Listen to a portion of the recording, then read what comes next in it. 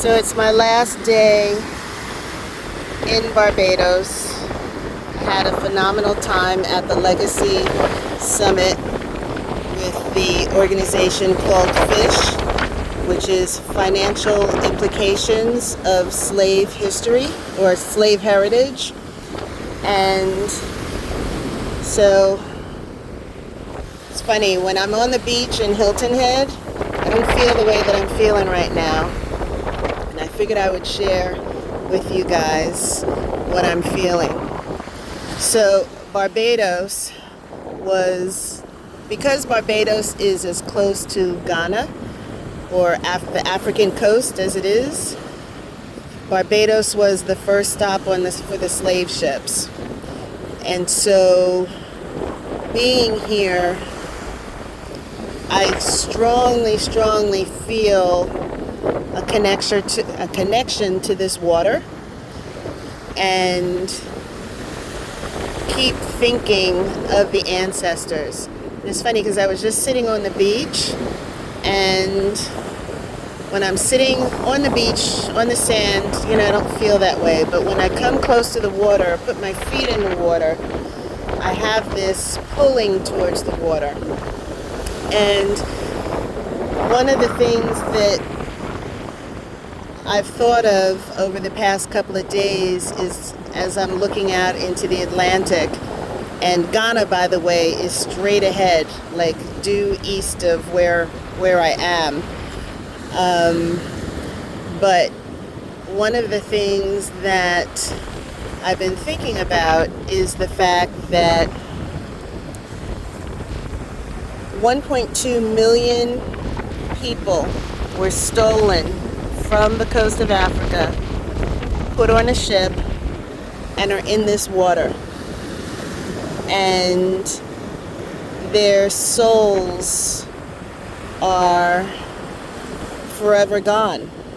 And we don't think in terms of the people who didn't survive the journey, but we always kind of think of the people who did survive the journey.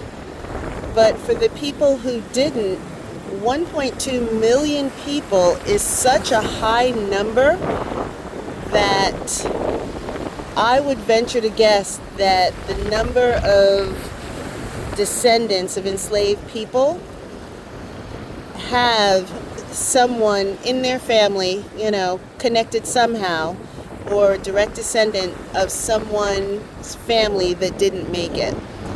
And when you think about it that way, and you think about these waters that are essentially a tomb for ancestors, and that there really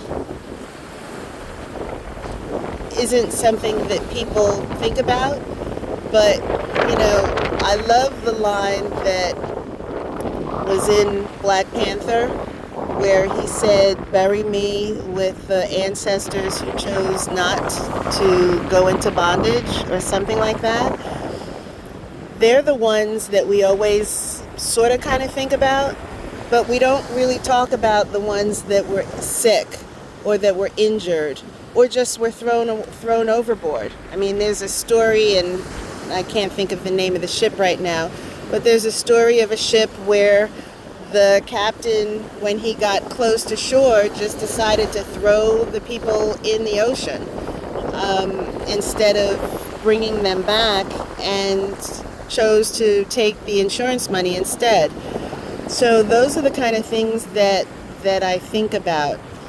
And what's interesting is this week has been the week of the Saharan desert, Saharan dust floating over. And every once in a while you see a pocket of dust that is,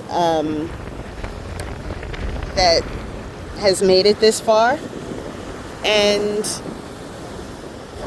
I guess the dust and this whole thought process has been something that I've been thinking of, because the dust made it this far.